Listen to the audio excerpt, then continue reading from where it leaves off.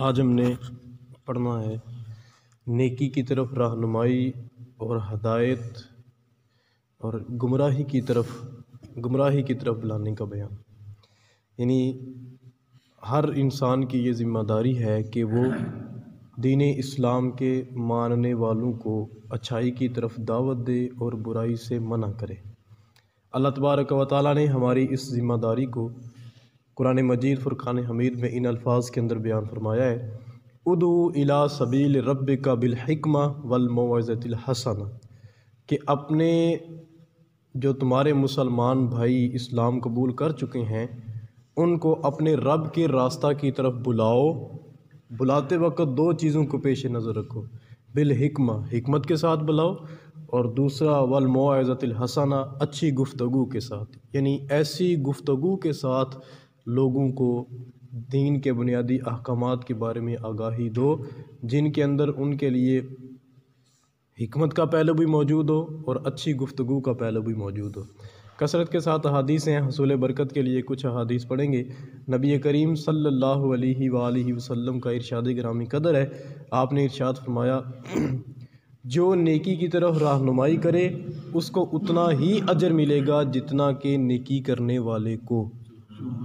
یعنی میں اگر کسی کو کہتا ہوں بھائی نماز ہمارے اوپر فرض ہے، آئیں نماز پڑھنے کی کوشش کریں، اور میری اس ترغیب پر کوئی بندہ نماز پڑھنا شروع کر دیتا ہے تو جتنا اس نماز پڑھنے والے کو ثواب ملے گا اتنا ہی مجھے بھی ثواب ملے گا۔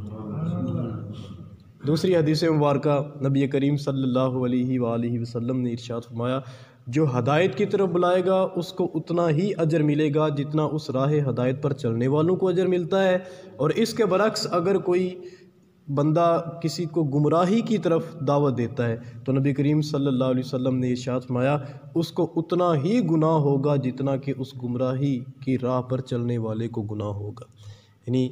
یہ حضور نبی کریم علیہ الصلوۃ والسلام کی ایک اور حدیث ہے جس میں اس بات کی وضاحت ملتی ہے کہ حضرت آدم علیہ السلام کے بیٹے تھے ایک قابیل، جنہوں نے اپنے بیٹے حابیل کو قتل کیا، تو نبی کریم وہ دنیا کا زمین کے اوپر سب سے پہلا قتل تھا، قابیل نے حضرت حابیل علیہ السلام کا قتل کیا۔ تو اللہ کے محبوب نبی صلی اللہ علیہ وسلم نے ارشاد فرمایا، اب قیامت تک جتنے لوگ بھی قتل کریں گے، قتل کرنے والے کو تو گناہ ملے گا ہی ملے گا، لیکن قابیل چونکہ پہلا قتل کرنے والا تھا اس لیے اس کو اتنا ہی گناہ ملے گا جتنا بعد میں آنے والے بندوں کو ملے گا۔ اس لیے اگر اچھائی کی طرف ہم دعوت دیتے ہیں تو اس کے اوپر عمل ہو جاتا ہے تو ہمیں جب تک اس کے اوپر عمل ہوتا رہے گا ہمیں بھی اجر ملتا رہے گا۔ اگر ہم کوئی ایسی برائی اپنے معاشرے کے اندر رائج کرتے ہیں جس کے اوپر بعد میں آنے والے لوگ عمل کرتے ہیں تو جتنا بعد میں آنے والے لوگوں کو گناہ ملے گا اتنا ہی ہمیں بھی گناہ ملے گا۔ اس لیے کوشش کرنی چاہیے کہ ہماری وجہ سے کوئی گمراہی والی بات معاشرے کے اندر رائج نہ ہو، کوئی اچھائی اگر رائج ہو جائے تو وہ ہمارے لیے فائدہ مند ہے۔ حضور نبی کریم صلی اللہ علیہ وآلہ وسلم نے خیبر کے موقع کے اوپر ارشاد فرمایا، یہ بڑی خوبصورت حدیث ہے کہ کل میں یہ جھنڈا اس شخص کو عطا کروں گا جس کے ہاتھ پر اللہ تعالیٰ فتح عطا فرمائے گا، وہ اللہ تعالیٰ اور اس کے رسول سے محبت کرتا ہوگا، اور اللہ اور اس کا رسول صلی اللہ علیہ وآلہ وسلم اس سے محبت کرتے ہوں گے۔ لوگوں نے ساری رات یہ سوچتے ہوئے گزار دی کہ کل جھنڈا کسے عطا کیا جائے گا، یعنی کون خوش نصیب ہے جو اللہ اور اس کے رسول سے محبت کرتا ہے اور اللہ اور اس کے رسول اس سے محبت کرتے ہیں۔ ساری رات لوگوں نے یہ سوچتے ہوئے گزار دی، جب صبح ہوئی سارے صحابہ حضور کی بارگاہ میں حاضر ہوئے اور ہر ایک کو یہ امید تھی کہ آج نبی کریم صلی اللہ علیہ وآلہ وسلم جھنڈا اسے عطا کریں گے، یعنی ہر ایک کی یہ سوچ تھی۔ حضور اکرم صلی اللہ علیہ وسلم نے جب صبح ہوئی سارے صحابہ اکٹھے ہوئے تو آپ نے فرمایا، علی بن ابی طالب کہاں ہے؟ حضور علیہ الصلوۃ والسلام نے حضرت علی کا نام لیا تو صحابہ کرام نے عرض کیا، یا رسول اللہ ان کی آنکھوں میں کوئی تکلیف ہے؟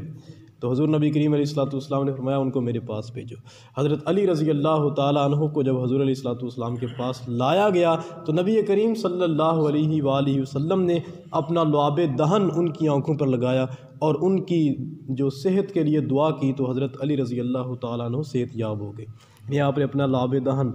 ان کی آنکھوں کے اوپر لگایا۔ پھر آپ صلی اللہ علیہ وسلم نے حضرت علی کو وہ جھنڈا عطا فرمایا۔ حضرت علی رضی اللہ تعالیٰ عنہ نے عرض کیا، یا رسول اللہ صلی اللہ علیہ وسلم، میں ان سے اس وقت تک لڑوں گا جب تک کہ وہ ہماری طرح مسلمان نہیں ہو جاتے۔ فرمایا معمول کے مطابق چلتے رہو، حتیٰ کہ جب ان کے علاقے میں داخل ہو جاؤ تو انہیں اسلام کی طرف بلاؤ اور انہیں بتاؤ کہ ان کے ذمہ خداوند کریم کے کیا حقوق واجب ہے۔ خدا کی قسم، یہ ہمارے ٹاپک کے ریلیٹڈ بڑی توجہ طلب چیز ہے، خدا کی قسم اگر تمہارے ذریعہ اللہ تعالیٰ کسی ایک شخص کو بھی ہدایت دے دے تو یہ تمہارے لیے سرخ اونٹوں کو اللہ کی راہ میں صدقہ کرنے سے بہتر ہے۔ یعنی تم لڑتے ہو جا کے اور تمہاری وجہ سے کافروں میں سے اللہ کسی ایک کو ہدایت دے دیتا ہے، کسی ایک بندے کا تمہاری طرف سے جو ہدایت پر آ جانا، یہ تمہاری طرف سے اللہ کی بارگاہ کے اندر سرخ اونٹ، عرب کا سب سے مہنگا اونٹ تصور کیا جاتا ہے، سرخ اونٹ اللہ کی راہ میں صدقہ کرنے سے بہتر ہے۔ اس لیے ہم بھی آج کی اس طرح سے یہ چیز سیکھیں کہ ہمارے وہ بھائی جو نماز پڑھنے کے لیے نہیں آتے ان کو نماز کی طرف لے کے آئیں، یا کوئی بھی اچھائی ہے اس کی طرف دعوت دیں، یا وہ بھائی جو کسی برائی کے اندر، ہم سمجھتے ہیں پتہ نہیں یہ برائی سے منع کرنا یہ صرف ہمارے امام مسجد یا جو علماء ہیں ان کی ذمہ نہیں،